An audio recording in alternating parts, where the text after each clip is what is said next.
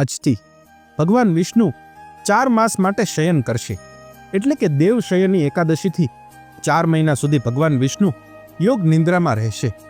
અને આ 4 માસ દરમિયાન ભગવાન શિવ સૃષ્ટિનું સંચાલન કરે છે. પૌરાણિક કથા અનુસાર ભગવાન શ્રી વિષ્ણુએ બલિ નામના અસુર પાસેથી 3.5 પગલા જમીન માંગી હતી. 2 પગલામાં 3 લોક લઈ લીધા. 1 પગલું મૂકવા માટે જગ્યા નહોતી, તો બલિરાજાએ અત્યંત ધૈર્ય અને ભક્તિભાવથી પૂર્ણ શરણાગતિ સ્વીકારીને કહ્યું, પદમ તૃતીયમ કુરુ શિષણમ મે નિજમ, એટલે કે હે પ્રભુ, આપનું 3જું પગલું મારા મસ્તક ઉપર રાખો. ભગવાને તેને સુતલ એટલે કે 7માંથી 3જા પાતાળમાં મોકલી દીધો. અસુરોના ગુરુ શુક્રાચાર્યની યુક્તિપૂર્વકની ના હોવા છતાં બલિએ ભગવાન શ્રી વિષ્ણુને ઓળખી લીધા. આથી ભગવાન વિષ્ણુ પ્રસન્ન થયા અને વરદાન માંગવા કહ્યું. રાજા બલિએ વરદાન માંગ્યું કે પાતાળમાં ભગવાનને અખંડ રહેવા માટે વિનંતી કરી.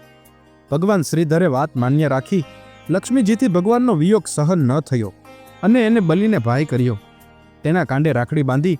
આથી બલિએ પ્રસન્ન થઈ 4 મહિના ભગવાન શ્રીધર અને બાકીના 8 મહિના ભગવાન શિવ અને બ્રહ્માજી પાતાળમાં રહે એવું સમાધાન કર્યું.